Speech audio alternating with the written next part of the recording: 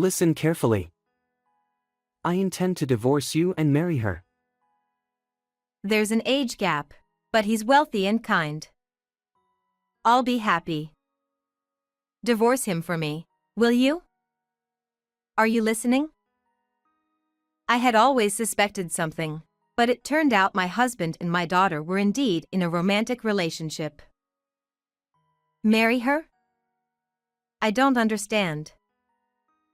We've been together for a long time. I love her. Frank confessed his relationship with her, unashamed and somewhat proud.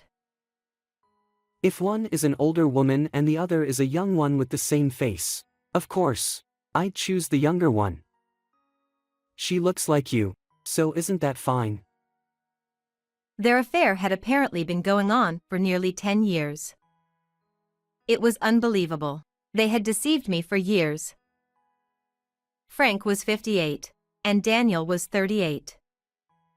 Despite the significant age difference, it seemed not to matter to them. They laughed heartily at my shock.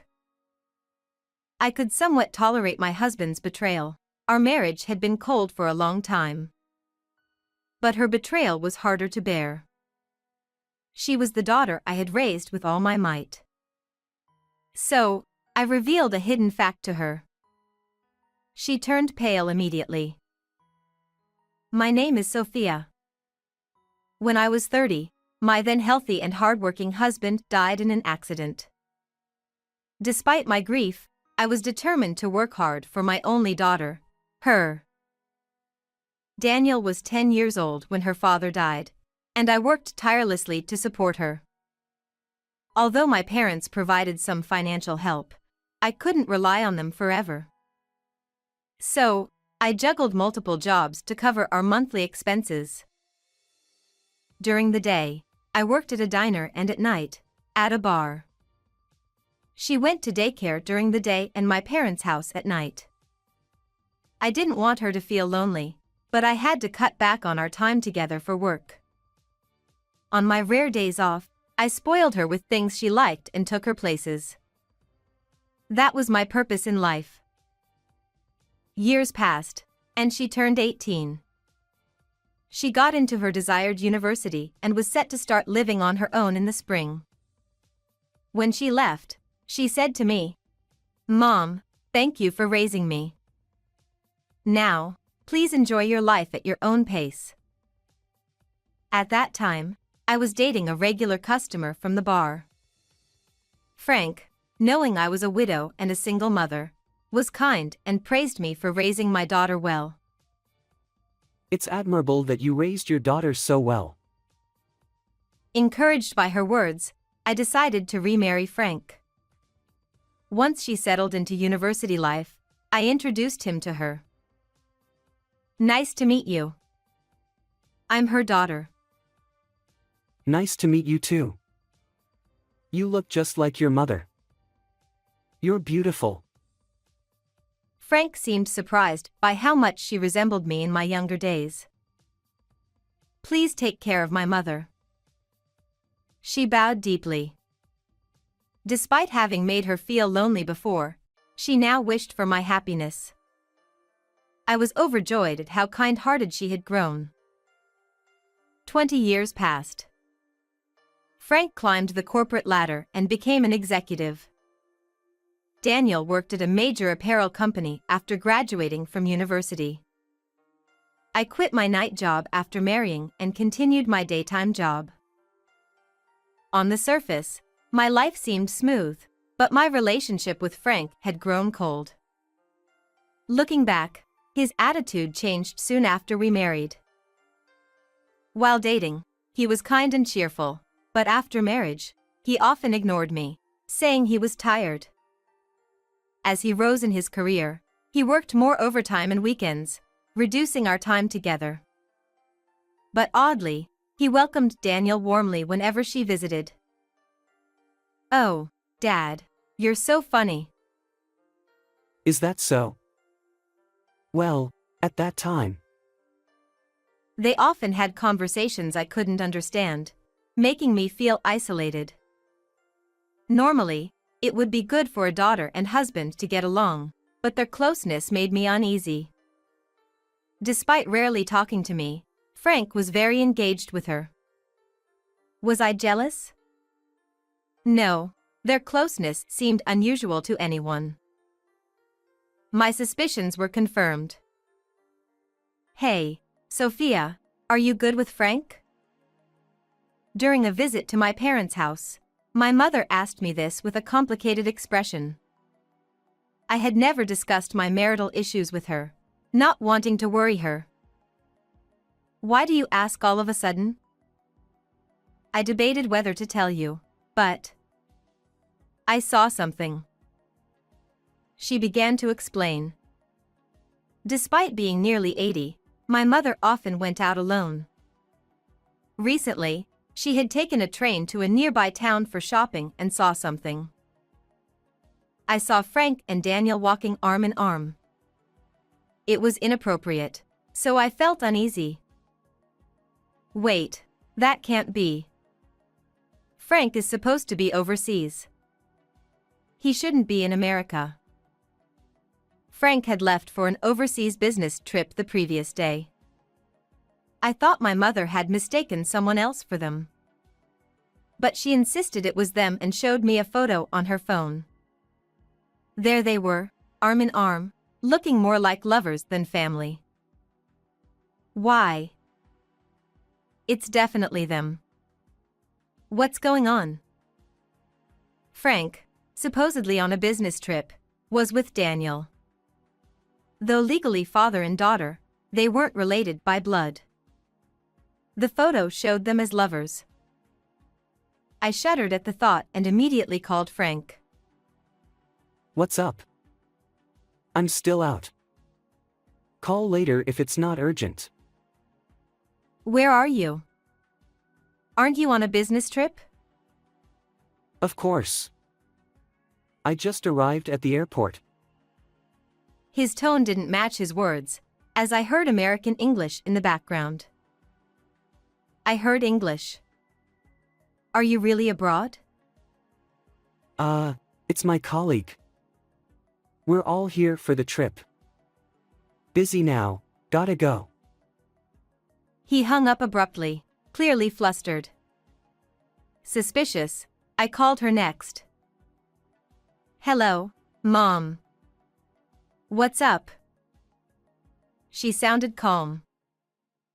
Where are you? At a restaurant with colleagues. Why? She sounded sincere, but I noticed the same music from Frank's call playing in the background. They were together. Days passed with my doubts unresolved until Frank's 60th birthday approached. We planned a party at home, inviting Daniel. Despite my suspicions, I prepared for the party. On the day, Daniel arrived as planned.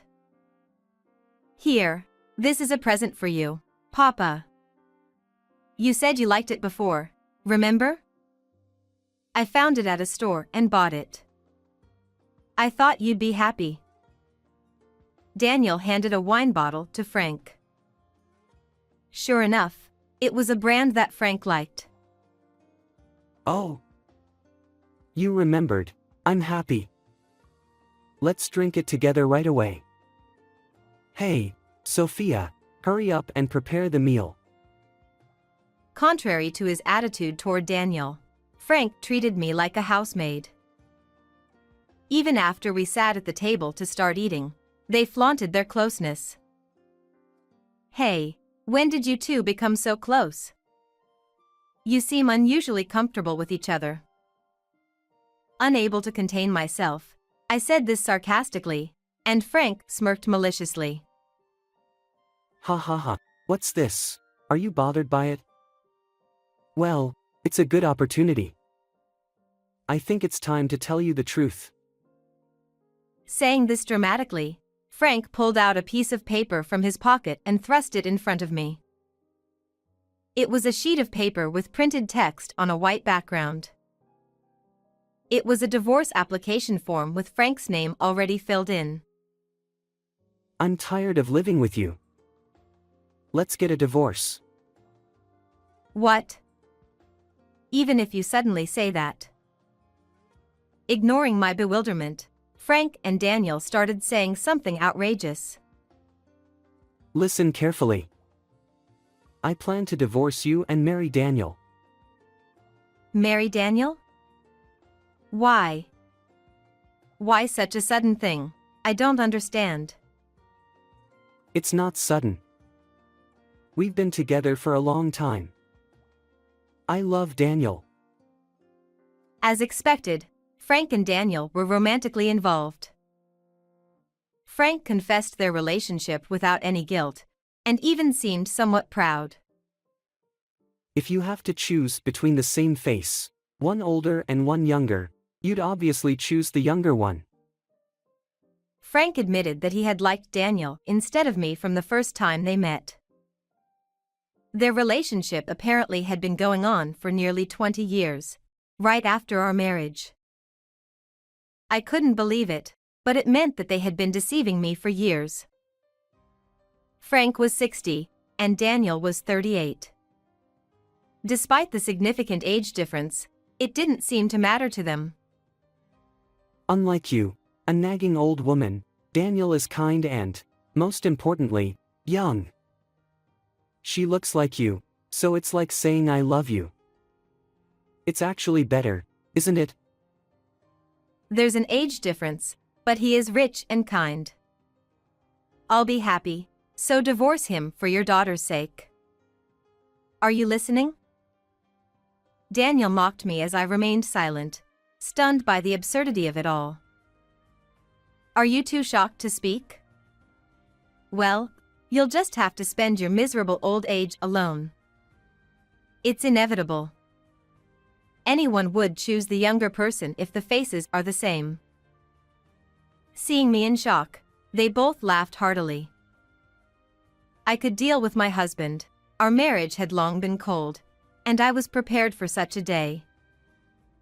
But the betrayal of my daughter, whom I had raised as a single mother while juggling jobs, was the most painful. What you're doing is insane. Daniel, are you really betraying me to marry him? Are you really sure about this? I asked my daughter as if to confirm. What? Are you being sarcastic? Sorry for taking Mom's husband. Seeing Daniel's unrepentant attitude, I realized it wasn't a temporary lapse of judgment. Fine, that's enough. Understanding that nothing I said would change anything, I quietly accepted the divorce papers, signed and stamped them, and handed them back to Frank. Now that this is done, get out. This is mine and Daniel's place. You're no longer needed here, old woman. Holding back tears of frustration, I packed my things and left the familiar apartment. Why did I have to go through this? I was hurt, but there was nothing I could do about them. The betrayal of my daughter, whom I had raised with all my might, was the hardest blow. 3 months passed, and after being kicked out of the apartment, I returned to my parents' home. One day, Frank and Daniel suddenly appeared, looking furious. Hey, Sophia, what's the meaning of this, you thief? As soon as Frank saw me, he started shouting. I had a good idea why Frank was so angry, but I feigned ignorance. What are you talking about? We've been strangers for a long time. It's rude to show up out of nowhere. You stole my money, didn't you? There's no one else it could be. Where did you take my savings? Frank ignored my words and continued accusing me of theft. Coming here and calling me a thief is rude. The rent and utility payments have stopped, and collection notices are arriving. Where did you take my money? Actually, I had been paying the rent and utilities for the apartment with the money I earned from working. Frank had always been a spendthrift, using up his salary without any thought. Ideally, He should have lived within his means, but his spending exceeded that, so my income was needed to cover living expenses. I had warned him about it before, but Frank never listened seriously. From the time we got married, he had been involved with Daniel. To him, my words were just annoying noise. Since I managed all the finances, Frank had no idea how much money he had. When we divorced, he paid me a large amount of alimony, thinking his income was sufficient, but it left him with no savings. Even after the divorce, he continued his spending habits, and eventually, his savings ran dry. What are you misunderstanding? I didn't steal any money. The reason there's no money left is because you spent it all without checking your savings. That can't be. I'm a company executive. You must have stolen my salary. Give it back, you thief. Frank refused to accept my explanation and kept shouting that I had stolen the money. Mom, you're jealous of our relationship and stole the money out of spite, right? It's not too late, so just give it back quietly. Daniel also accused me of theft. Their voices were so loud that the neighbors could hear. But that was their mistake. Our family had been living here for decades, and we had good relations with our neighbors. Feeling something was wrong, one of the neighbors called the police. We could hear the siren of a police car in the distance. What? The police? Why? Frank finally realized the seriousness of his actions and started to panic. The police car stopped in front of the house, and the officers rang the doorbell to ask about the situation. No, I just came to ask where the missing money is. We received a report of loud, threatening voices. It wasn't just a conversation. What you were doing was intimidation. We'll hear the details at the station. My mother let the police into the house, and despite Frank's attempts to explain, the officers insisted on taking him to the station for questioning. And, unfaithfully, Daniel tried to escape through the backyard but was caught by the police. I just came to see my mother. Why do I have to be arrested? Mom, help me. I'm your daughter. Daniel pleaded with me to help her. She's claiming to be your daughter. Is that true? The officer looked puzzled, but I shook my head and denied it. No, she's not my daughter. She's my niece. And right now, she's just an intruder causing trouble. Please take them away. Daniel looked stunned by my words. What? Wait, Mom? What do you mean I'm your niece, not your daughter? Mom? I had intended to keep the truth a secret forever, but Daniel's selfish actions left me no choice. In reality, Daniel was not my child but the child of my twin sister, Nancy. Nancy had rebelled against our parents from a young age and ran off with a man she picked up in town. After having a child, Nancy was abandoned by the man and returned home, but our parents disowned her. Nancy planned to put the child in an institution, but I, who was married and struggling to have a child, felt sorry for Daniel and decided to take her in. Daniel and I were aunt and niece, which explained the resemblance. I decided to raise Daniel in place of Nancy, against our parents' wishes. Why didn't you tell me sooner? Help me. Mom. As Daniel was pushed into the police car, she kept shouting for me, but I ignored her cries and watched them being taken away. After a stern warning from the police, Frank and Daniel were released. Daniel seemed shocked to learn that I wasn't her real mother.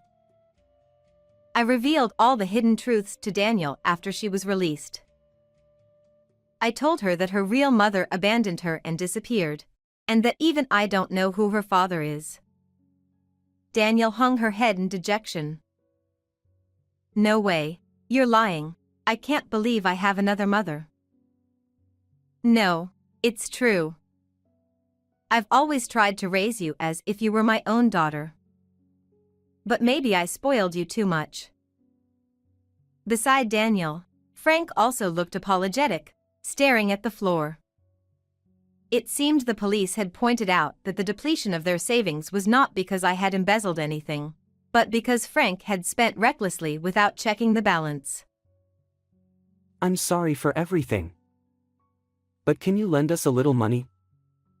Come on, we were married.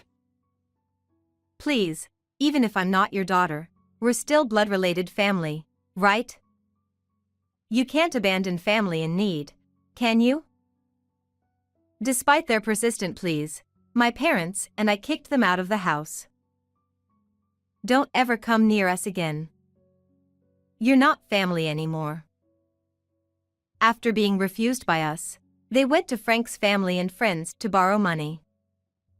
But Frank's reputation as a man who cheated on his wife with her daughter had spread, and no one was willing to lend them money. Realizing they had no choice but to live within their means, they moved into a small apartment. But then, a woman in her 60s suddenly visited Daniel. Daniel, you've grown into such a fine adult. I'm your mother.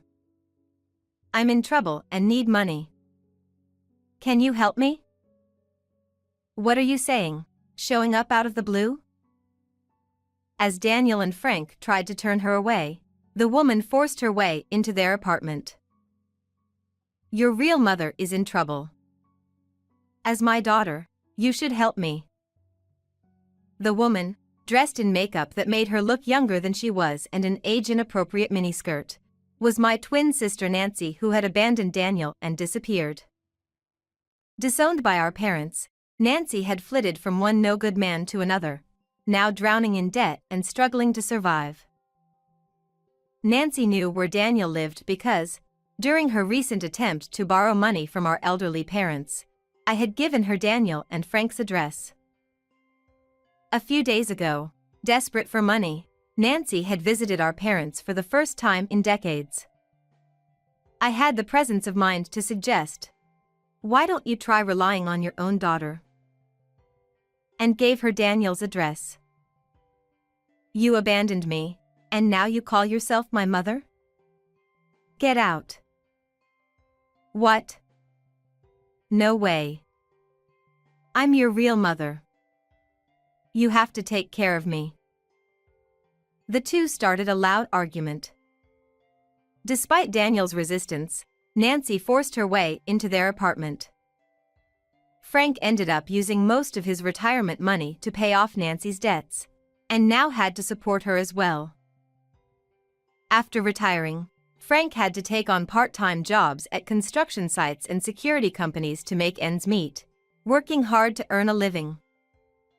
Daniel reluctantly started working nights, but Nancy took all the money she made. Their earnings were consumed by Nancy, leaving Frank frustrated with a life where his hard-earned money was squandered by Daniel and her mother constantly fighting. Eventually, Frank disappeared without a trace. Left alone, Daniel now had to live with her real mother, Nancy. Although I couldn't help but feel some pity, I realized that this outcome might have been for the best. As for me, I recently met a man through a hobby. He lost his wife a few years ago and lives alone now. We're not sure if we'll get married, but we enjoy spending time at each other's houses, maintaining a good relationship. He's great at cooking and often makes my favorite pasta. I haven't felt this content in a long time. Being with him, time flows gently, and I find myself smiling naturally. Perhaps this simple, ordinary life is the happiest, and I'm moving forward one step at a time. Please subscribe to the channel. See you in the next video.